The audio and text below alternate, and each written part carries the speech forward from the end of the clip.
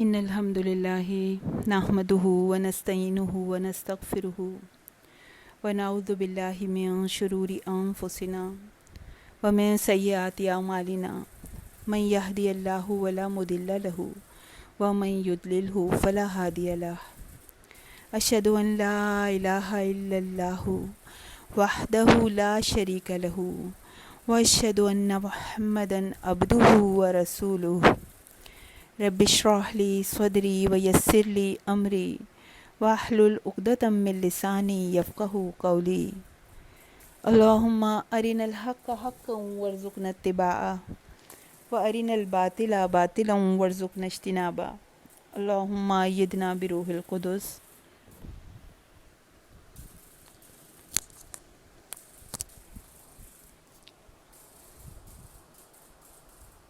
اعوذ باللہ من الشیطان الرجیم بسم اللہ الرحمن الرحیم. سورہ مریم بہت خوبصورت صورتوں میں سے ہے قرآن کی اور بہت اہم سورہ ہے. پہلی آیت سے آیت 30 تک ہم کر چکے ہیں اور اس کو کچھ لاسٹ پارٹ اس کا ہم دوبارہ بھی دیکھیں گے. تو ہم نے کوشش کی کہ ان آیات میں چھپے اشارے، پیغامات اور احکام کو ہم سمجھنے کی کوشش کریں. اور یہ بڑی خوبصورت آیت ہے، ان فی ذلک لذکری لمن کان لہ قلب، یعنی اس میں اس شخص کے لیے بہت بڑا لیسن ہے، اس شخص کے لیے اسباق چھپے ہوئے ہیں جو ان آیات کے لیے دل کھولتا ہے، جو غور سے سنتا ہے. کون سی دو چیزیں اس آیت میں آئی ہیں؟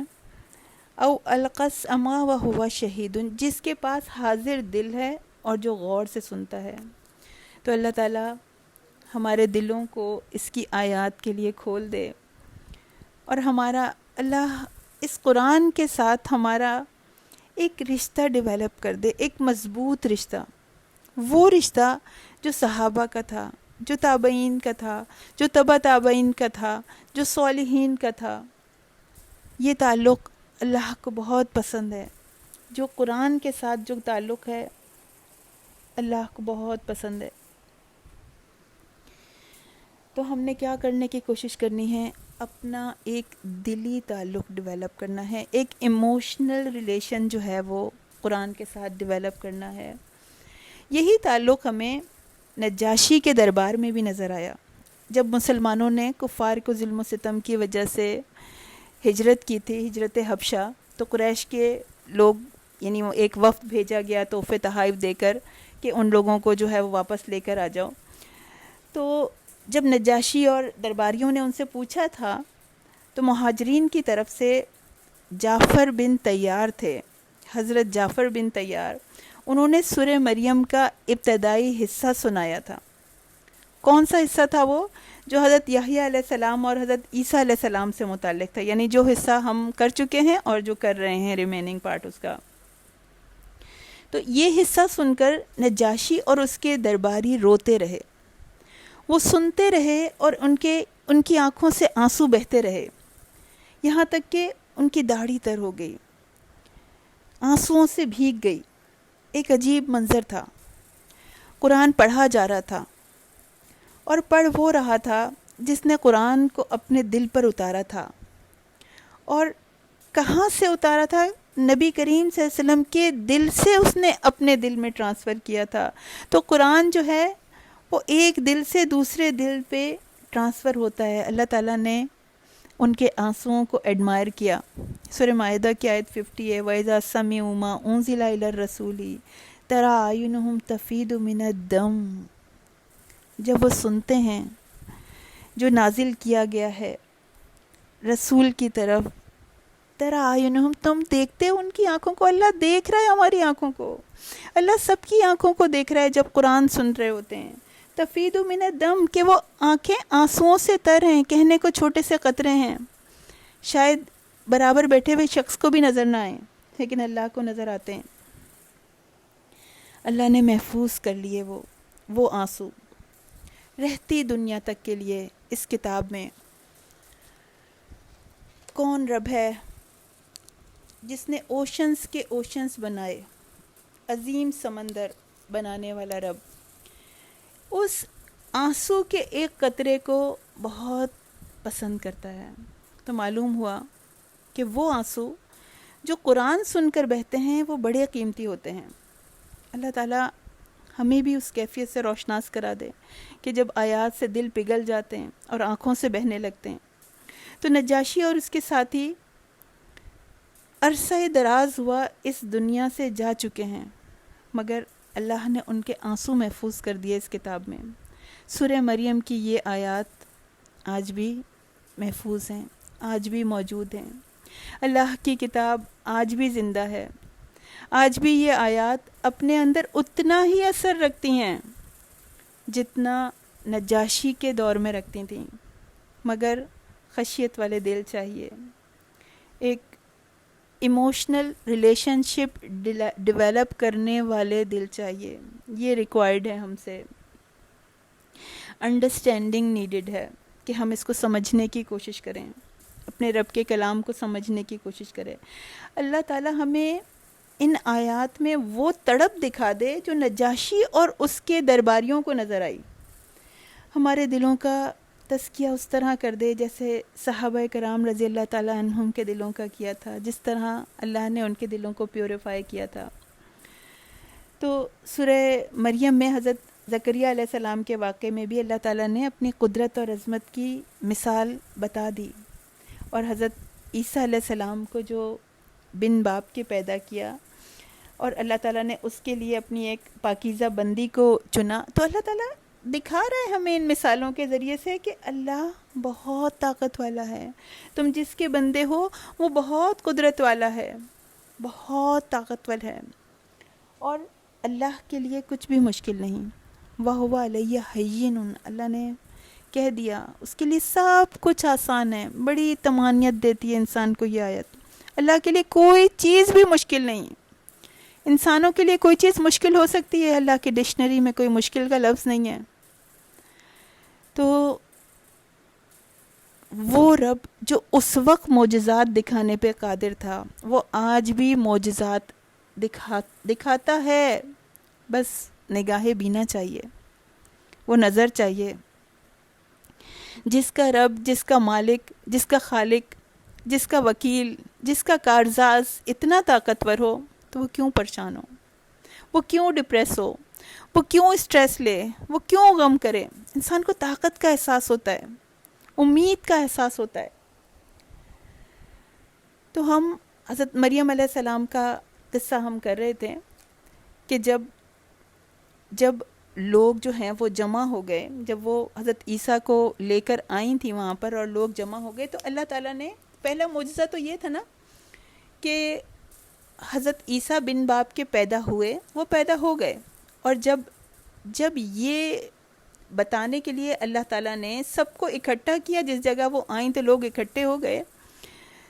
تو دوسرا معجزہ اللہ نے دکھایا کہ وہ حضرت عیسیٰ جو پنگوڑے میں تھے، جو جھولے میں تھے، جو گود میں تھے، وہ یہ جو مہد کا مطلب جھولا بھی ہوتا ہے اور گود بھی ہوتی ہے. تب اللہ تعالیٰ نے انہیں قوت گویائی دی حضرت مریم علیہ السلام کی برات کے لیے کہ بھرے مجمع میں انہوں نے لوگوں سے خطاب کیا. اس وقت جب کہ لوگ مریم علیہ السلام کو برا بھلا کہہ رہے تھے تو انہوں نے حضرت عیسیٰ کی طرف اشارہ کر دیا. فَأَشَارَتْ إِلَيْهِ، تو لوگ بپھر گئے. قالوا، کہنے لگے، کیف نکلم من کان فی المہد صبیا، ہم اس سے کیسے بات کریں جو کہ جھولے میں پڑا ہوا چھوٹا سا بچہ ہے، ہم اس سے کیسے بات کریں. تو اس کی بھی بعض لوگوں نے اس کے معنوں میں بھی، اس آیت کے معنوں میں بھی تحریف کر دی، کیونکہ یہ لوگ انہوں نے فیصلہ کیا ہوا ہے کہ اللہ کوئی نشانی دکھا دے انہیں کسی صورت مان کے نہیں دینا. تو انہوں نے قرآن کی آیت کے معنوں میں کیا تحریف کی، معنوی تحریف کی، کہ انہوں نے کہا کہ اس کا مطلب یہ نہیں ہے جو ہم نے یعنی جو ہم نے ابھی ڈسکس کیا، اس کا مطلب یہ ہے کہ ہم اس سے کیا بات کریں جو کل کا بچہ ہے. یعنی اس کی میننگز کو اس طرح چینج کر دیا. تو اب یعنی کہنا یہ چاہ رہے ہیں کہ یہ بات جو ہے وہ حضرت عیسیٰ علیہ السلام نے جوانی میں کی تھی، اور کہہ رہے ہیں ہم اس بچے سے کیا بات کریں، وہ جو آج تو جوان ہے مگر کل جو ہے وہ گہوارے میں پڑا ہوا تھا، کل وہ پنگوڑے میں پڑا ہوا تھا. مگر جو شخص سیاق و سباق پر غور کرے گا اسے معلوم ہو جائے گا کہ یہ محض جھوٹی تعویل ہے. اور ہمیں یہ سب باتیں پتہ ہونی چاہیے تاکہ کسی جگہ کوئی کانٹرڈکشن ہو تو ہم اس کا علمی جواب دے سکیں، دلیل کے ساتھ جواب دے سکیں. تو انسان کو دیکھیں اتنا حقیر ہے، اتنا بے بس ہے، اور اتنی عظمت والے رب کی نشانیوں کا انکار کر دیتا ہے. سارا سینیریو بالکل کلیئر ہے. اس بچے کی پیدائش پر ہی تو یہ اعتراض کرنے کے لیے اکٹھے جمع ہوئے تھے. ہم یہ واقعہ ایک کنٹینیوٹی میں کر رہے ہیں نا کہ جب حضرت مریم جو ہیں، مریم علیہ السلام ان کو لے کر آئی تھیں حضرت عیسیٰ کو، تبھی تو یہ سارے جمع ہوئے تھے اور حضرت مریم علیہ السلام پر لعن طعن کر رہے تھے. ہم اس سے پہلے پچھلی والی آیات میں کر چکے ہیں، ان کو آر دلا رہے تھے. تو تبھی تو انہوں نے شیرخوار حضرت عیسیٰ علیہ السلام کی طرف اشارہ کیا تھا. تو یہ حضرت عیسیٰ کی جوانی کا قصہ تو نہیں ہے نا. قرآن کی آیات اس واقعے کو ویریفائی کر رہی ہیں. اور صرف یہی نہیں بلکہ سورہ مائدہ کی آیت 110 اور سورہ آل عمران کی آیت 46 بھی، اس میں بھی اللہ تعالیٰ گواہی دے رہے ہیں، اس میں اس کی آیات بھی ثبوت کے طور پر موجود ہیں. اور پھر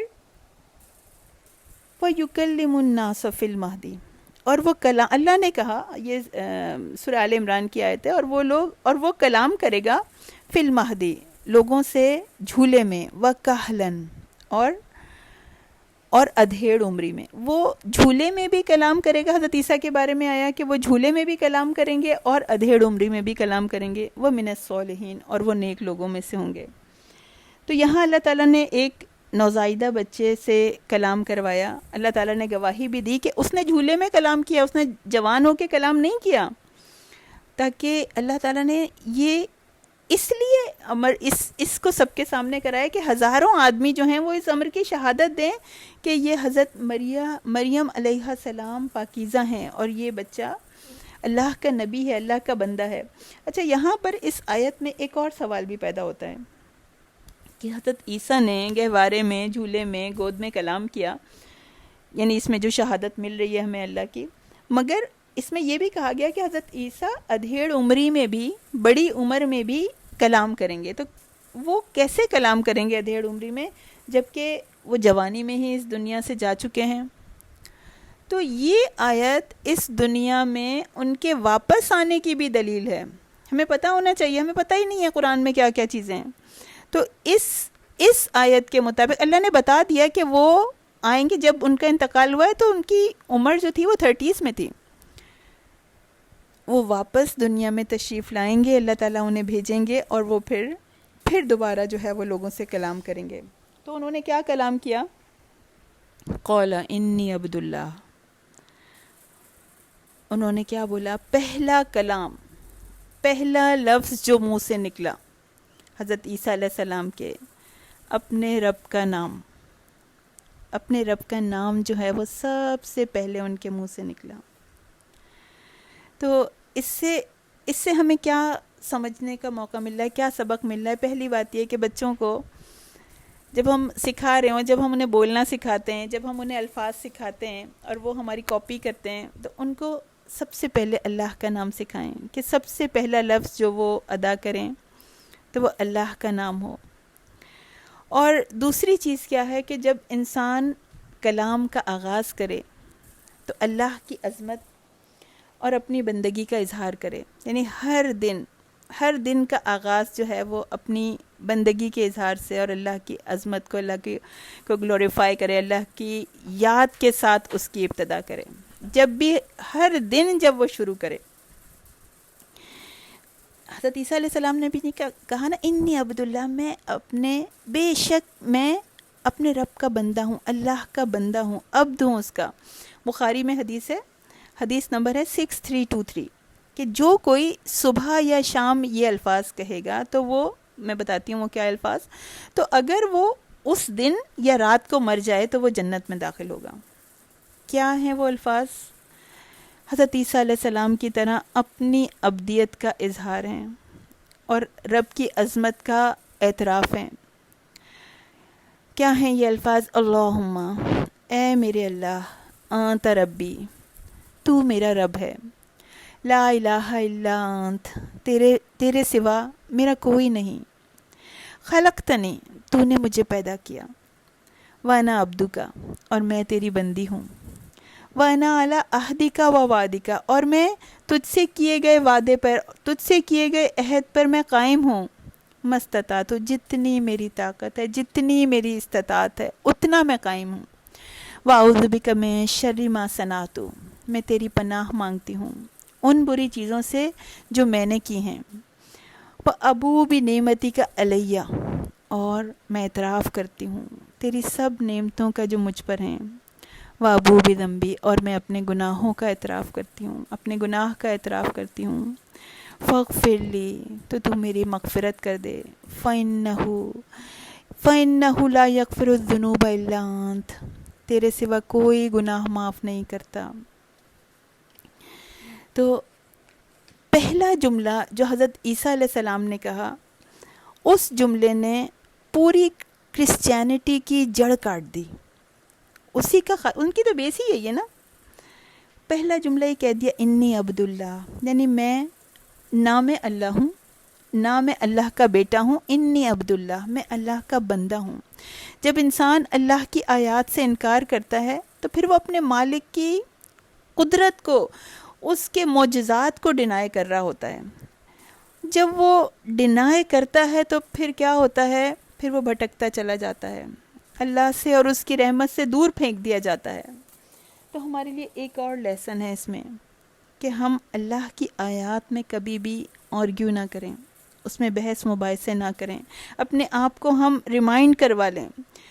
حضرت حکیم لقمان کے بارے میں آیا تھا نا کہ انہوں نے بے وقوفوں سے عقل مندی سیکھی، تو ہم نافرمانوں سے فرما برداری سیکھیں۔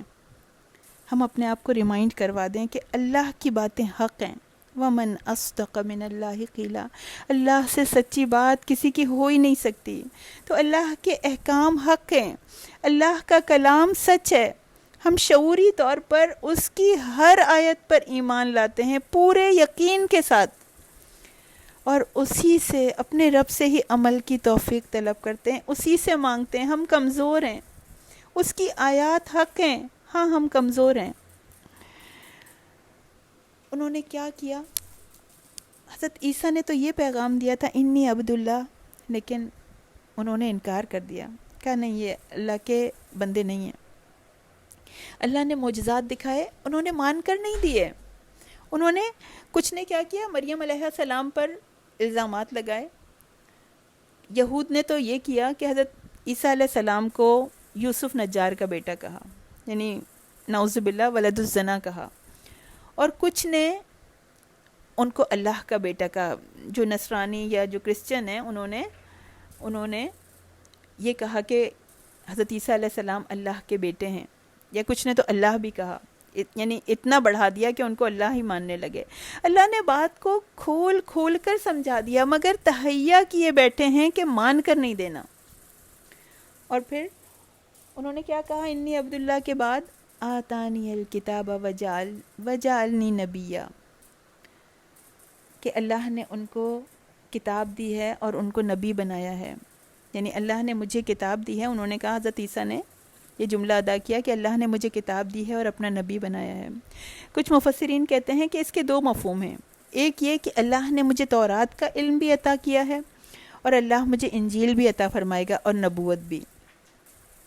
اور اس میں ایک اور بات بھی آتی ہے کہ ایک حدیث میں آتا ہے، صحیح بخاری کی حدیث ہے، بخاری اور مسلم دونوں میں یہ حدیث موجود ہے کہ بنی اسرائیل میں جن بچوں نے گود میں کلام کیا تھا وہ بچے 3 تھے۔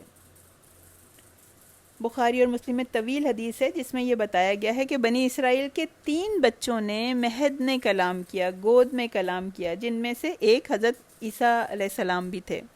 تو ہمیں یہ بات بھی پتہ ہونی چاہیے کہ جو ہے وہ حدیث سے ہمیں یہ پتہ چلتا ہے کہ حضرت عیسیٰ کو ملا کے 2 بچے اور، یعنی ٹوٹل 3 بچے ایسے تھے جنہوں نے کہ گود میں کلام کیا ہے، یعنی ایسے کلام کرنا جیسے کہ بڑے کلام کرتے ہیں اپنی پوری عقل کے ساتھ، اس طرح اللہ تعالیٰ نے ان کو قوت گویائی بخشی۔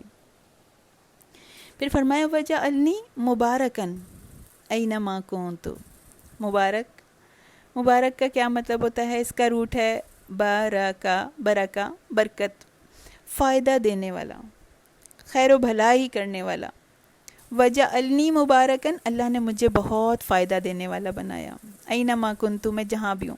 تو اپنے ہر ایک کو فائدہ دینے والے تھے حضرت عیسیٰ علیہ السلام. اپنے اٹھائے جانے سے پہلے بھی انہوں نے دنیا کے میں سب کو بہت فائدہ پہنچایا، اور دنیا میں واپس بھی آنے کے بعد بھی وہ فائدہ پہنچائیں گے.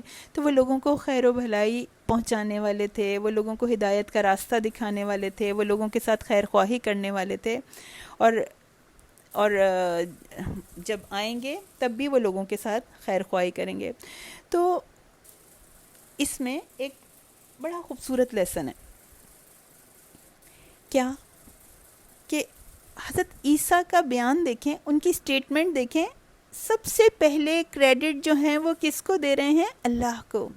اب لوگ ورڈ ٹو ورڈ ٹرانسلیشن کر رہے ہیں نا، الحمدللہ تو ہمیں سمجھ میں آتا ہے. وجعلنی، اس نے بنایا مجھے، اس نے بنایا. کس نے؟ اللہ نے. کریڈٹ گوز ٹو اللہ. حضرت عیسیٰ علیہ السلام کہہ رہے ہیں، یہ نہیں کہہ رہے کہ میں لوگوں کو بہت فائدہ پہنچانے والا ہوں، یہ نہیں کہا انہوں نے فرمایا وجعلنی مبارکن اینما کنت، کہ میں جہاں بھی ہوں، جس مقام پر بھی ہوں، دنیا کے جس کونے میں بھی ہوں، اللہ نے مجھے دوسروں کو فائدہ پہنچانے والا بنایا. یعنی اس میں میرا کوئی کریڈٹ نہیں ہے، میرے رب کی مہربانی ہے. تو ہمیں کیا پتہ چلا؟ ہر صلاحیت جو ہمارے پاس ہے، ہر نعمت جو ہمارے پاس ہے، ہر طاقت جو ہمارے پاس ہے، ہر کامیابی جو ہمیں ملی ہے، یہاں تک کہ ہر نیکی جو ہم نے کی، وہ سب کی سب اس میں کس کا کریڈٹ ہے؟ کریڈٹ گوز ٹو اللہ. اور دوسرا لیسن کیا ہے؟ کہ اللہ نے حضرت عیسیٰ علیہ السلام کو بہترین صفت عطا کی کہ وہ دوسروں کو فائدہ پہنچانے والے تھے، نفع پہنچانے والے تھے، اللہ کی معرفت کی تعلیم دینے والے تھے، مظلوموں کی مدد کرنے والے تھے، مجبوروں کے کام آنے والے تھے. تو اللہ ان کی اس صفت کو ہائی لائٹ کر رہے ہیں. کس لیے؟ ہمارے لیے، کہ تم بھی اپنے آپ کو ایسا بنا لو کہ جس طرح وہ دوسروں کو فائدہ پہنچانے والے تھے، اس طرح تم بھی دوسروں کو فائدہ پہنچانے والے بن جاؤ، دوسروں کو نفع دینے والے بن جاؤ. اللہ کو بہت پسند ہے دوسروں کو فائدہ دینا. اللہ ان کی اس کوالٹی کے بارے میں ہمیں انہی کی زبانی بتا رہے ہیں تاکہ ہم دوسروں کو خیر پہنچانے والے بن جائیں. کسی کو پانی پلا دیا، کسی کو کھانا کھلا دیا. ایون جب ہم کھانا کھانے بیٹھتے ہیں دسترخوان پہ یا ڈائننگ ٹیبل پہ، تو کبھی ایسا ہوتا ہے کہ کوئی شخص ایسی جگہ بیٹھا ہوتا ہے کہ وہ کبھی کوئی اس سے کہتا ہے پانی اٹھا کے دے دو، کبھی کوئی اس سے کہتا ہے کہ ڈش اٹھا کے دے دو، تو وہ کہتے ہیں میں تو غلط جگہ پہ بیٹھ گئی، میں تو اس جگہ پہ تو کوئی مجھے کھانا ہی نہیں کھانے دے رہا. کسی کی مدد کر دینا، یہ چیز اللہ کو ہم سے ریکوائرڈ ہے. کسی کی خدمت کر دی، کسی کی مالی مدد کر دی، کسی کو تسلی دے دی، کسی کی مشکل دور کر دی، کبھی راستے سے کانٹا یا پتھر ہٹا دیا کہ کسی کی تکلیف میری وجہ سے دور ہو جائے. کسی کو بیٹھنے کے لیے اپنی جگہ دے دی، خود ہٹ گئے. کسی مہمان کا ناگواری کے وقت جب اچھا نہیں لگا اس کا آنا، لیکن اس کے ساتھ بہت اخلاق سے ملے، اس کا اکرام کیا. پھر مسکرا کے دوسروں سے ملنا، اچھی بات کرنا، کسی کو اچھا مشورہ دینا، کسی کو اللہ سے جوڑ دینے کی کوشش کرنا. یہ بہت بڑی خیر خواہی ہے کہ میں کوشش کر لوں، شاید میری چھوٹی سی کوشش سے کسی کی عاقبت سنور جائے، کوئی قرآن سے جڑ جائے، کوئی اپنے رب سے قریب آ جائے. آج کا جو ہمارا پریکٹیکل ہوم ورک ہے وہ بھی یہی ہے کہ اللہ سے دعا کر کے دوسروں کے زیادہ سے زیادہ کام آنے کی کوشش کریں. اور اس آیت کو ذہن میں رکھتے ہوئے فوری طور پر آپ نے کیا کرنا ہے، یہ آپ کا ہوم ورک ہے کہ کوئی بھی دو کام جو بھی آپ کو نظر آئیں کہ جس جگہ بھی آپ کی ضرورت پڑتی ہے، تو اس جگہ خلوص دل کے ساتھ اللہ سے بدلے کی امید ہو، دوسرے شخص سے بدلے کی توقع نہ ہو، ان کے دو کام، کوئی سے بھی دو کام کرنے، چاہے چھوٹے ہوں چاہے بڑے ہوں، وہ آپ کیجئے اور جو ہے ہوم ورک ڈن کر کے اپنی ٹیچر کو بھیجئے. تو جب انسان بے غرض ہو کے دوسروں کے کام آنے کی کوشش کرتا ہے تو زندگی میں برکات آتی ہیں. چھوٹی چھوٹی نیکیاں جمع کرنے کی ہمیں کوشش کرنی ہے، بہت ساری کرنی ہے. یہ ٹارگٹ ہونا چاہیے ہمیں. دوسروں کے لیے فائدہ مند بننے کی کوشش کرنی ہے. میری زبان سے کسی کو تکلیف نہ پہنچے، میرے رویے سے، میرے اعضاء سے کسی کو نقصان نہ پہنچے. تو اور کسی کے لیے بھی انسان برا نہ سوچے. بڑی نیکیاں بھی امپورٹنٹ ہوتی ہیں، مگر چھوٹی چھوٹی نیکیاں بھی بہت اہم ہوتی ہیں. فَمَن يَعْمَلْ مِثْقَالَ ذَرَّةٍ خَيْرًا يَرَهُ وَمَن يَعْمَلْ مِثْقَالَ ذَرَّةٍ شَرًّا يَرَهُ.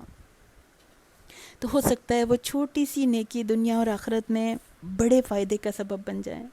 تو جو دوسروں کو فائدہ پہنچاتے ہیں اللہ ان کو فائدہ پہنچاتا ہے. ہر وقت اپنے فائدے کے لیے انسان نہ سوچتا رہے، دوسروں کے فائدے کے لیے بھی سوچے. دینے والا ہاتھ ہمیشہ اوپر ہوتا ہے. اللہ تعالیٰ دینے والے کو اللہ بلند کرتا ہے. تو اسلام جو ہے وہ دینے والا مزاج بناتا ہے. ہمارے یہاں بڑی ناراضگیاں اس بات پر ہوتی ہیں، فلاں ہمیں نہیں پوچھتا، ہمیں دعوت ہی نہیں کی، ہم ان کے گھر گئے انہوں نے ہمیں کھانے کو ہی نہیں پوچھا. ہم سوچیں کوئی بات نہیں، کسی نے ہمیں نہیں پوچھا، کوئی بات نہیں، ہم اس کو پوچھ لیتے ہیں تاکہ جو ہم نے فیل کیا وہ کوئی اور نہ کرے. تو ہم دعوت پہ بلا لیتے ہیں، میں محنت کر لیتی ہوں، میں کوشش کر لیتی ہوں، ہم مہمان نوازی کر لیتے ہیں، ہم اکرام کر لیتے ہیں، اس کی جزا اللہ ہمیں دے گا. اور کیا کہا انہوں نے، وَأَوْصَانِي، اور تاکیدی بات کے لیے وصیت کا لفظ آتا ہے. تو اس نے تاکید کی مجھے بِالصَّلَاةِ وَالزَّکَاةِ مَا دُمْتُ حَیًّا، یعنی لازمی بات، تاکیدی حکم تھا نماز اور زکوٰۃ کا، کوئی آپشنل حکم نہیں تھا. عیسائیت میں بھی اور شریعتوں میں بھی نماز اور زکوٰۃ کے احکام جو تھے وہ موجود تھے. ہر آسمانی شریعت میں نماز اور زکوٰۃ کے احکام موجود ہیں. یہ احکام بہت اہم احکام ہیں، اور ان میں نہ ان کو کوئی رخصت ملی اور نہ ہمارے لیے کوئی رخصت یا کوئی رعایت ہمارے لیے ہے. ہر حال میں، ہر سچویشن میں، ہر غم میں، ہر پارٹی میں، ہر صدمے میں، ہر کیفیت میں کمپلسری ہے. ہمارے پاس کوئی آپشن نہیں ہے. ایون جنگ میں بھی فرض ہے، جنگ میں بھی جب جان کا خطرہ ہے اس وقت بھی فرض ہے. اور یہ ما دمتو حیا، جب تک زندگی ہے، جب تک میرے جسم میں سانسیں موجود ہیں، جب تک میرا دل دھڑک رہا ہے، نماز اور زکوٰۃ فرض ہیں. بیماری میں بھی، یعنی اگر انسان ہوش کی حالت میں ہو تو اس پر نماز فرض ہے. تو یہ اور بات ہے کہ ہر مذہب میں اس کی شکلیں الگ الگ رہیں، لیکن نماز جو تھی وہ فرض تھی. ابراہیم علیہ السلام نے اللہ سے اپنے لیے دعا کی اور اپنی اولاد کے لیے کہ وہ نماز پہ پابند رہیں. حضرت موسیٰ علیہ السلام کو نبوت ملی تو انہیں بھی نماز کا حکم ہوا.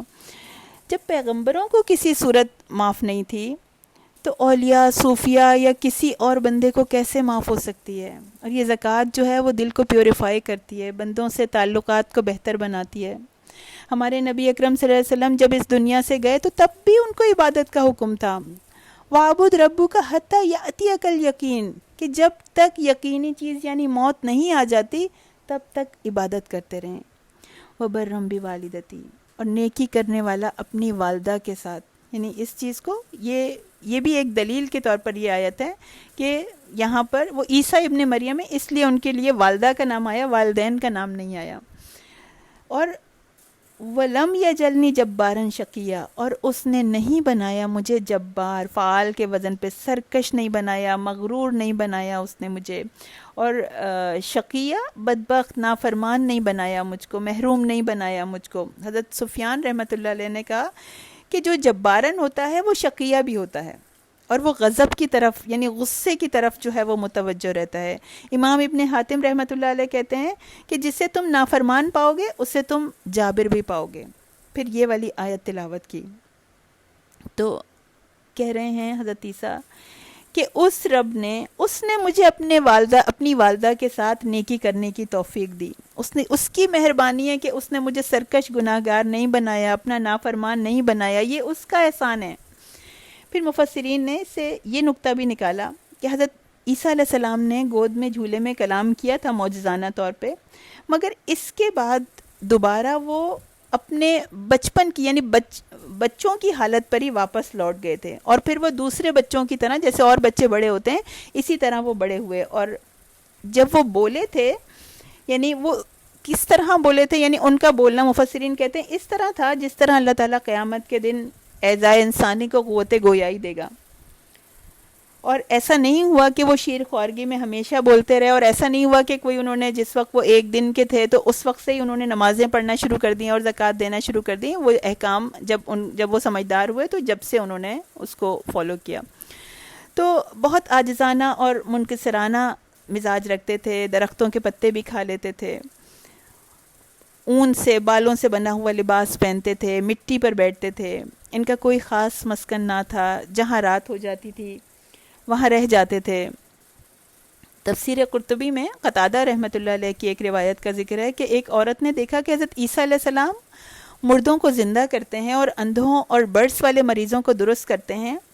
تو اس نے کہا کہ مبارک ہو اس بطن کو جس نے تجھے اٹھائے رکھا، مبارک ہو اسے جس نے تجھے دودھ پلایا. تو حضرت عیسیٰ نے کہا مبارک ہو اسے جس نے کتاب اللہ کی تلاوت کی اور اس کی پیروی کی اور جو کتاب اللہ میں تھا اس پر عمل کیا. تو کتاب کی تلاوت، کتاب کی پیروی، کتاب اللہ پر عمل زندگی میں برکات لے کے آتا ہے.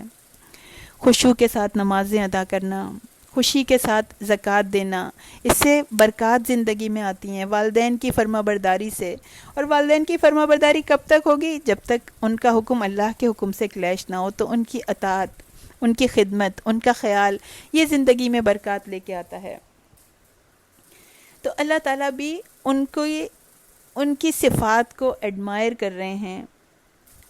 اللہ تعالیٰ نے پہلے حضرت عیسیٰ کی صفات کا ذکر کیا بہت محبت سے، بہت پیار سے، کہ فرما بردار بندوں کی صفات کیا ہوتی ہیں، محسنوں کی پہچان کیا ہوتی ہے، کس طرح وہ پورے ہجوم میں سے کس طرح انہیں آئیڈینٹیفائی کر لیا جاتا ہے کہ وہ لوگوں کو نفع پہنچانے والے ہوتے ہیں، نماز اور زکوٰۃ کی پابندی کرنے والے ہوتے ہیں، والدین کے ساتھ نیک سلوک کرنے والے ہوتے ہیں، وہ نافرمانی اور سرکشی سے دور ہوتے ہیں. اور اس میں دیکھیے کسی فزیکل کوالٹی کا تذکرہ نہیں تھا کہ حضرت عیسیٰ ایسے اونچے لمبے گورے چٹے تھے، حسین آنکھوں والے تھے، اتنے امیر تھے، کوئی تذکرہ نہیں ہے. ہم تو ان صفات کو پرکھتے رہتے ہیں نا، ہم تو اپنے جسموں کو چمکانے میں لگے رہتے ہیں نا، اور کوئی کمی رہ جاتی ہے تو اس کا رونا روتے رہتے ہیں. اللہ کو میٹر نہیں کرتی یہ چیزیں. ان صفات پر محنت کرنی ہے، ان کو جو حضرت عیسیٰ کی صفات تھیں جن کا اللہ نے ذکر کیا، ان کو اپنے اندر ڈیولپ کرنے کے لیے فوکس کرنا ہے. اللہ قدر افزائی فرماتے ہیں، اللہ تعالیٰ درجات کو بلند کرتے ہیں. تو یہاں پر بھی اللہ تعالیٰ نے ان کی کس قدر افزائی کی ہے کہ ان کو سلام بھیجا ہے.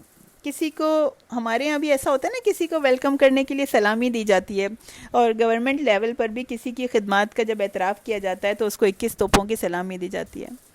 تو اس انسان کی کامیابی کا کیا کہنا کہ خالق کائنات جو ہے وہ اس کے اوپر سلام بھیج رہا ہے. دنیا کے لیے محنت کی جائے تو ہو سکتا ہے کہ کامیابی نہ ملے، مگر آخرت کے لیے صحیح معنوں میں جو محنت کرنے والا ہوتا ہے اللہ اسے ضرور کامیابی سے ہمکنار کرتا ہے. زندگی میں 3 اوقات جو ہیں وہ بہت ٹف ہیں، بہت مشکل ہیں، جس کا ہم نے حضرت زکریا علیہ السلام کے واقعے میں بھی تذکرہ کیا تھا. ایک تو پیدائش کا، at the time of birth. آج بھی سائنس بتاتی ہے کہ بچے کے لیے یہ وقت جو ہے وہ بڑا مشکل ہوتا ہے. اور باقی 2 اوقات کی کامیابی اعمال پر ڈیپینڈ کرتی ہے. دنیا کی کوششیں اور محنت، یعنی جو ہماری کوششیں ہیں وہ ڈیپینڈ کرتی ہیں، اس پہ ڈیپینڈ کرتا ہے کہ آگے یہ 2 مشکل وقت ہمارے کیسے گزریں گے. کون سے؟ دا ٹائم آف ڈیتھ، موت کا وقت. جیسی زندگی گزاری ہوتی ہے، جس چیز میں زندگی گزاری ہوتی ہے ویسی ہی موت ملتی ہے. اور دوبارہ اٹھائے جانے کے وقت، قیامت کے دن، جو زندگی میں اللہ کی بتائی گئی ڈیفینیشن کے مطابق کامیاب ہوتا ہے وہ اس وقت بھی کامیاب ہوگا. سنیان بن عینہ کہتے ہیں کہ ہر ایک کو 3 وقتوں میں وحشت کا سامنا ہوتا ہے. جب وہ پیدا ہوتا ہے اور نئی دنیا کو فیس کرتا ہے، جب وہ مرتا ہے تو ان چیزوں کا سامنا کرتا ہے جو اس نے پہلے کبھی نہیں دیکھی. بہت ڈیفیکلٹ ہے ان کا دیکھنا، یعنی عالم برزخ کو. اور جب وہ دوبارہ زندہ کر کے اٹھائے جائیں گے تو تب وہ اپنے آپ کو محشر میں پائیں گے. اللہ تعالیٰ نے انبیاء پر بھی سلام بھیجا. حضرت یحییٰ علیہ السلام کی سلامتی کا بھی اعلان کیا جا چکا ہے. حضرت عیسیٰ علیہ السلام کے سلامتی کو بھی مینشن کیا. ان کا اعلان، ان کی سلامتی کا اعلان ہو چکا ہے، مگر ہمارا فیصلہ ابھی باقی ہے. یہ فیصلہ ہمارے اعمال کے مطابق کیا جائے گا، ہماری کوششوں کے حساب سے کیا جائے گا. ہماری زندگی کا زیادہ تر وقت کن کاموں میں گزرتا ہے؟ ہر گزرتا سیکنڈ ہمارے لیے بہت اہم ہے. یا تو اس میں ہم یا تو کامیابی کی طرف جا رہے ہیں یا ناکامی کی طرف جا رہے ہیں. کوئی تھرڈ آپشن نہیں ہے ہمارے پاس. وحشت ناک اوقات میں سے ایک ہمارے اوپر گزر چکا ہے جو ہمیں یاد نہیں. اس وقت یعنی جب ہم پیدا ہوئے تھے اس وقت ہم نے ہوش نہیں سنبھالا تھا، مگر جو 2 مراحل آنے والے ہیں بہت سخت ہیں وہ مراحل، اور اس وقت ہم اپنے پورے ہوش و حواس میں ہوں گے، پوری یادداشت کے ساتھ ہوں گے، ہماری بریلینٹ میموری کے ساتھ ہوں گے. ہم اپنی آنے والے سٹیجز بہت سخت ہیں، بہت مشکل ہیں. دنیا میں ہمارا جتنا بھی وقت باقی ہے وہ تیزی سے گزر رہا ہے. وقت ہمارے ہاتھ سے پھسلتا جا رہا ہے. موت کی شدت اچھے عمل کرنے والوں کے لیے الگ ہے اور برے عمل کرنے والوں کے لیے الگ ہے. قیامت کے دن کی ہولناکیاں، اس کی تنگی، اس کی پریشانیاں مومنوں کے لیے سخت نہیں ہوں گی. پل صراط سے بھی وہ خاموشی کے ساتھ گزر جائیں گے، سلامتی کے ساتھ گزر جائیں گے، مگر عمل نہ کرنے والوں کے لیے یہ منزلیں بہت سخت ہیں. جب تک زندگی کی نعمت ہمارے پاس ہے، جب تک ہماری سانسیں چل رہی ہیں، ہمارا یہ ڈیسیژن جو ہمارے بارے میں کیا جا رہا ہے ہمارے اعمال کے باعث، وہ اس کو ایڈٹ کرایا جا سکتا ہے، اس میں تبدیلی ہو سکتی ہے. اللہ اس کتاب ہدایت کے ذریعے ہمیں ہدایت دے دے، ہمیں عمل کی توفیق دے دے، ہماری نیکیوں کو قبول کر لے. یہ جو مشکل اوقات ہمارے اوپر آنے والے ہیں اللہ ان کو آسان کرا دے. اللہ کرے کہ ہم توبہ کے ذریعے اپنے سارے گناہوں کو ابھی مٹا لیں. ابھی ہم اپنے رب سے توبہ کریں اور اپنے گناہوں کو اپنے اعمال نامے سے مٹا دیں، نکال دیں. جب تک ہماری سانس چل رہی ہے تب تک مٹایا جا سکتا ہے، اس کے بعد توبہ کا بھی دروازہ بند. اور پھر فرمایا ذالک عیسی ابن مریم، یہ ہیں عیسیٰ ابن مریم، قول الحق الذی فیہ یمترون. قول الحق، سچی بات، حق بات جس میں وہ شک کرتے ہیں. یہ ہے حضرت عیسیٰ علیہ السلام کا انٹروڈکشن. یہ ہے سچائی، یہ ہے حقیقی معاملہ جس میں وہ شک کرتے ہیں، جس کو وہ کچھ کا کچھ بنا دیتے ہیں، توڑ مڑوڑ کر پیش کرتے ہیں. حضرت عیسیٰ علیہ السلام کو اللہ نے اتنا بلند درجہ عطا فرمایا، ان کا تعارف قرآن میں کرایا اتنے اچھے الفاظ میں، ان کی ماں کی عظمت کو منوایا، ان کی پیدائش کا حال، اس کے سارے مرحلے، اس کی کیفیات پوری ڈیٹیل کے ساتھ اللہ تعالیٰ نے ہمیں بتائیں.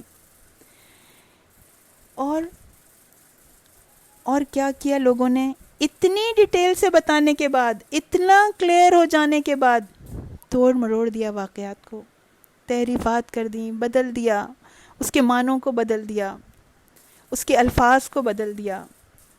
مگر قرآن رہتی دنیا تک ان واقعات کے بارے میں جو اصل بات ہے، جو اصل حقیقت ہے، اس کے بارے میں وہ رہنمائی کرتا رہے گا. اللہ تعالیٰ نے فرما دیا ہے وَلِنَجْعَلَهُ آیَةً لِلنَّاسِ، ہم نے ان کو لوگوں کے لیے نشانی بنایا ہے، ابد تک کے لیے.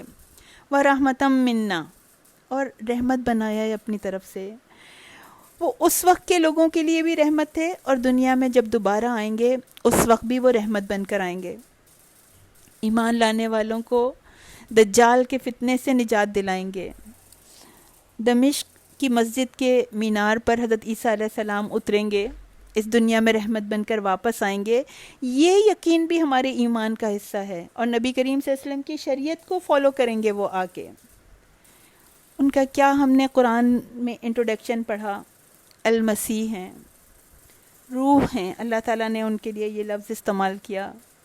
عبداللہ ہیں، مبارک ہیں، آیت للناس ہیں، رحمتم منا ہیں، کلمت اللہ ہیں، وجی ہیں، اولو العزم پیغمبر ہیں، ابن مریم ہیں، ذالک عیسی ابن مریم، یہ عیسیٰ علیہ السلام کا تعارف ہے۔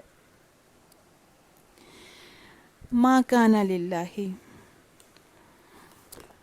ما کانا نہیں ہے لیے اللہ کے، ان یتخذا کہ وہ بنائے، من ولدن کہ وہ کوئی بیٹا بنائے، سبحانہ پاکی ہے اس کی، اذا جب قضا امرن وہ فیصلہ کرتا ہے کسی معاملے کا، فإنما تو بے شک، یقول وہ کہتا ہے، لہو لیے اس کے، کن ہو جا، فیکون تو وہ ہو جاتا ہے۔ اللہ کو زیبا نہیں ہے کہ وہ اپنے لیے کوئی بیٹا بنائے، پاک ہے وہ ہر عیب سے، ہر کمزوری سے۔ اللہ کو ضرورت ہی نہیں ہے کہ وہ کسی کو بیٹا بنائے۔ بیٹوں کی ضرورت تو کمزوروں کو پڑتی ہے، مجبوروں کو پڑتی ہے، اسے کسی کی مدد کی ضرورت نہیں ہے۔ اور ایسی باتیں، ایسا کلام، ایسی تہمات، ایسے الزام اللہ کی شان کے شایان بھی نہیں ہیں۔ وہ ایسی ہر ضرورت سے بالا تر ہے۔ اذا قضا امرن جب بھی کسی معاملے کا فیصلہ کرتا ہے، فإنما تو بے شک، یقول لہو وہ اس معاملے کے لیے کہتا ہے، اس بات کے لیے کہتا ہے، کن فیکون، اور کہ وہ کن کہہ دینا اس کا کافی ہے، اس کے کن سے ہر کام ہو جاتا ہے۔ اور حقیقت تو یہ ہے، کن بھی ہمیں سمجھانے کے لیے کہا جا رہا ہے، اس کو کن کہنے کی بھی ضرورت نہیں ہے، اس کے لیے صرف ارادہ کر لینا کافی ہے۔ جو فیصلہ وہ کرتا ہے وہ ہو کر رہتا ہے، اس کے فیصلے کو ٹالا نہیں جا سکتا۔ قرآن سمجھا رہا ہے، انبیاء علیہ السلام اللہ کا تعارف کرا رہے ہیں، کھول کھول کر ہمیں بتایا جا رہا ہے، ایک ایک بات کو واضح کر دیا۔ فَأَيْنَ تَذْهَبُونَ پھر بھی تم کہاں جا رہے ہو، کہاں بھاگے جا رہے ہو اپنے رب سے دور؟ کیوں نہیں مان کے دیتے؟ کیوں سبمٹ نہیں کرتے؟ کیوں اللہ کے فرما بردار نہیں بن جاتے؟ اللہ ہمارے دلوں کو اپنی معرفت دے دے، ہماری خواہشات کو اپنے تابع کر دے، ہماری کوئی اللہ ناجائز خواہش ہی ہمارے اندر سے ختم کر دے، بری خواہشیں ہم کو مولڈ نہ کر سکیں، ہمیں اپنے راستے پہ نہ چلا سکیں۔ اللہ ہمیں ہمارے نفس پر قابو عطا فرما دے، اتنی طاقت دے دے کہ ہم نفس کے کہنے پر نہ چل سکیں۔ اللہ ہمارے ایمان کو بڑھا دے، ہم نیکیوں کی دوڑ میں دوڑ لگانے والے بن جائیں، فاستبقوا الخیرات میں پہ عمل کرنے والے بن جائیں۔ اللہ ہمارے گناہوں کو معاف فرما دے، ہمیں توبہ کی توفیق دے دے اور اس کو قبول کر لے، ہمیں گناہوں کی زندگی سے نکال دے، ہمیں دکھا دے کہ یہ گناہ ہے، یہ غلطیاں ہیں ہماری، یہ برائیاں ہیں، ان سے ہمیں دور ہونا ہے، اور ہمارے لیے جو ہمیں پیش آنے ہیں، جو وحشت ناک مراحل جو ہمیں پیش آنے والی ہیں، موت کا مرحلہ اور دوبارہ اٹھنے کا مرحلہ، قبر کی منازل، اور قیامت کا بھی ایک طویل سلسلہ ہے، پل صراط کی منازل، اور اس سے آگے کی منازل، جنت تک کا راستہ اللہ ہمارے لیے آسان فرما دے، اور اللہ ہماری دنیا کے مسائل کو بھی دور فرما دے، ہمارے دکھوں کو بھی دور فرما دے۔ اللہ ہمیں اپنے مقربین میں شامل کر لے، ہمیں اپنی اس کتاب سے، اپنے کلام سے اللہ ہمیں قریب کر دے، اس کے الفاظ کو ہمارے دلوں پر کھول دے، ہمیں اس پر عمل کرنے والا بنا دے، اور اللہ ہمیں بیماریوں سے، تکلیفوں سے بچا لے۔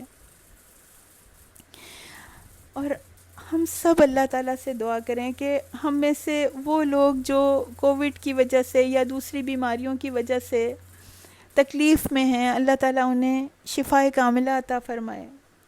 ہماری ایک ساتھی ہیں، ان کے بیٹے کا آپریشن ہوا ہے، تو اللہ ان کے بیٹے کو بھی صحت کاملہ عطا فرما دے۔ اور ہماری ایک اور ساتھی ہیں جن کی ماں کی طبیعت بہت خراب ہے، تو اللہ تعالیٰ ان کو بھی شفائے کاملہ عطا فرما دے۔ اور ہمارے رشتہ داروں، دوستوں، ساتھیوں، جاننے والوں میں سے جو بھی تکلیف میں ہے، بیماری میں ہے، ہم اللہ سے دعا کریں، اللہ آپ قادر ہیں، آپ ان سب کی تکالیف کو دور فرما دیجئے۔ آمین ثم آمین.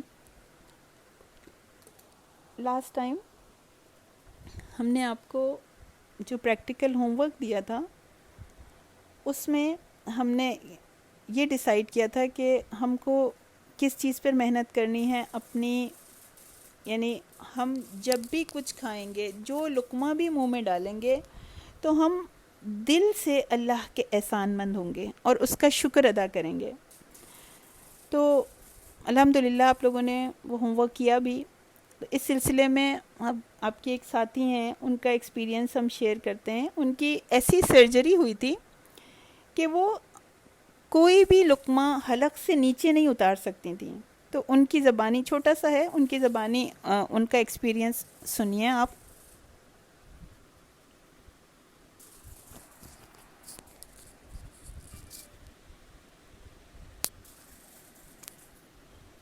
ریگارڈنگ پریکٹیکل ہوم ورک، کوئی بھی چیز کھاتے ہوئے جو ہر بات میں الحمدللہ شکر ادا کرنا تھا، وہ ٹائم ہوا اس طرح تھا کہ اکتوبر میں میری سرجری ہوئی تھی، ACDF سرجری، جو سروائکل اسپائن کی ہوتی ہے. وہ آگے سے گلے کے پاس سے ہوتی ہے، لائک ونڈ پائپ کے پاس سے کاٹ کے، اور پیچھے ڈسک میں پھر ہماری ڈسک ڈیجنریٹ ہو گئی تھی میری ڈسک، تو اس کو نیو ڈسک سے ریپلیس کیا جاتا ہے.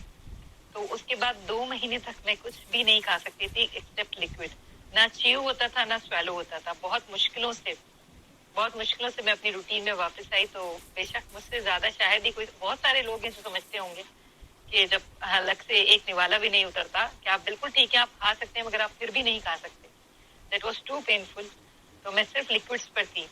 تو الحمدللہ بے شک کہ اب ایک نوالے پہ اللہ کا شکر ادا کرتی ہوں کہ ہاں اب اس قابل ہوں کہ میں کھا سکتی ہوں.